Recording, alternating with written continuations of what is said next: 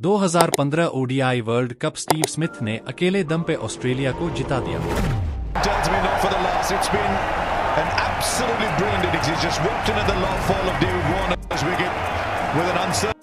सबको लग रहा था कि इस बार यह कमबैक कर ही नहीं पाएंगे क्योंकि बैन के बाद कोई कैसे कमबैक कर सकता है। And the damage it's caused. If any good can come of this. हालांकि ओडीआई के अंदर भी चैंपियन ट्रॉफी में जब इंडिया से मैच था तो ऐसा लग रहा था कि 2015 वाला वो सेमीफाइनल रिपीट हुआ। स्टीव स्मिथ ने ओडीआई फॉर्मेट से रिटायरमेंट ले लिया। इन्हें ओडीआई क्रिकेट का और टेस्ट क्रिकेट का गॉड कहा जाता है। स्टीव स्मिथ ने लिटरली 2015 ओडीआई वर्ल्ड कप अकेले दम पर जिताया था और टेस्ट के अंदर इनसे बड़ा प्लेयर कोई नहीं था। इवन ये कोहली के टेस्ट में रिकॉर्ड तोड़ चुके हैं और ओडीआई में उनसे कंधा से कंधा मिलाकर चल रहे थे। लेकिन ऐसा क्या हुआ कि स्टीव स्मिथ ने रिटायरमेंट ले लिया? ऐसा क्या हुआ कि इतनी अच्छी पारी खेलने के बाद इन्होंने रिटायरमेंट की घोषणा कर दी? अभी स्टीव स्मिथ कप्तानी तो छोड़ ही चुके हैं, साथ ही रिटायरमेंट भी ले चुके हैं। एक प्लेयर के रूप में इस गोल्ड प्लेयर की जर्नी कैसी रही और उन्होंने रिटायरमेंट क्यों लिया, सब कुछ जानने की कोशिश करते हैं। आइए आज के इस डिटेल वीडियो में समझते हैं। स्टीव स्मिथ की शुरुआत। कहानी की शुरुआत 2010 में हुई थी जब फरवरी का महीना था और स्टीव स्मिथ नेशनल टीम में आए थे एज अ बॉलर। दरअसल ऑस्ट्रेलिया और पाकिस्तान की सीरीज हो रही थी जिसमें टी20 मैच आया और वहां लेग स्पिनर की जरूरत थी। जब लेग स्पिनर की जरूरत पड़ी तो स्टीव स्मिथ को लाया गया क्योंकि इस समय वे बॉलिंग करते थे। That's what we're calling for. This could really set him up. Brave and courageous captaincy and courageous bowling too from Steve Smith.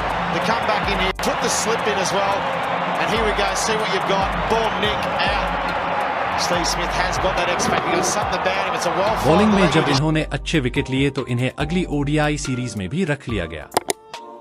2010 में इनका ओडीआई और टी20 डेब्यू हो गया था और इसके बाद इनका टेस्ट डेब्यू भी हो गया।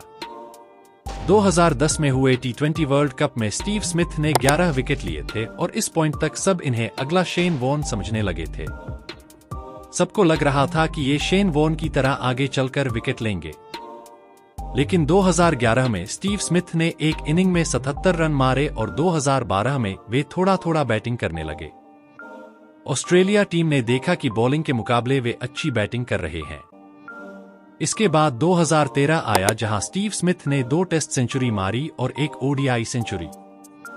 2013 में वे बॉलर से निकलकर बैट्समैन की कैटेगरी में आ गए क्योंकि उनकी बल्लेबाजी शानदार थी। 2014 में इन्होंने 12 ओडीआई खेले और 541 रन बनाए, जिसमें इनका एवरेज 49.1 था। एक साल पहले बॉलर थे और अब परमानेंट बैट्समैन बन गए थे। 2015 में जब ओडीआई वर्ल्ड कप हुआ तो Steve Smith permanent third down batsman बन चुके थे। वर्ल्ड कप के दौरान न्यूजीलैंड और इंडिया ने शुरुआत में डोमिनेट किया था। इंडिया ने अपने ग्रुप में 6 में से 6 मैच जीते थे, जबकि ऑस्ट्रेलिया 4 ही मैच जीत पाई थी। सेमीफाइनल में जब इंडिया और ऑस्ट्रेलिया का मैच हुआ तो सभी को लगा कि इंडिया ये मैच जीत लेगी। लेकिन स्टीव स्मिथ ने 89 बॉल में सेंचुरी मारी और ऑस्ट्रेलिया ने 328 रन बनाए। इंडिया पूरे 250 रन भी नहीं बना पाई। फाइनल में स्टीव स्मिथ ने नाबाद 66 रन बनाए और टीम को जीत दिलाई। स्टीव स्मिथ का करियर टॉप पर। 2016 में स्टीव स्मिथ ने 1156 रन बना दिए और उनका ओडीआई एवरेज 50+ हो गया। इस समय वे ऑस्ट्रेलिया के तीनों फॉर्मेट के कप्तान बन चुके थे। 2018 तक वे विराट कोहली के साथ कंधे से कंधा मिलाकर चल रहे थे। टेस्ट में उनका एवरेज 60+ था और ओडीआई में 50+। विराट कोहली का एवरेज 55 था। लेकिन 2018 में स्टीव स्मिथ को सैंड पेपर स्कैंडल में बैन कर दिया गया। उनकी कप्तानी भी चली गई और करियर खतरे में पड़ गया। सबको लगा कि उनका करियर खत्म हो गया है, लेकिन स्टीव स्मिथ ने जोरदार कमबैक किया। टेस्ट में आते ही उन्होंने सेंचुरी मारी और 2022 में ओडीआई में 439 रन बनाए। डाउनफॉल और रिटायरमेंट। 2023 में वर्ल्ड कप में ऑस्ट्रेलिया ने जीत दर्ज की, लेकिन स्टीव स्मिथ पूरे टूर्नामेंट में फ्लॉप रहे।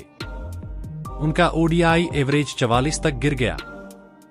2024 में टेस्ट में भी वे सेंचुरी नहीं मार पा रहे थे। बीजीटी सीरीज में उन्होंने 2 सेंचुरी मारी और टेस्ट में कमबैक किया, लेकिन ओडीआई में उनकी फॉर्म खराब रही।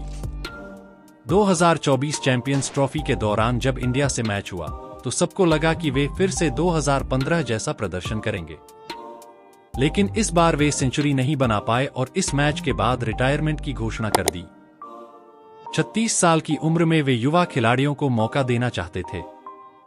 विराट कोहली अभी भी रन बना रहे थे, लेकिन स्टीव स्मिथ की फॉर्म खराब थी, इसलिए उन्होंने वनडे से रिटायरमेंट लेने का फैसला किया।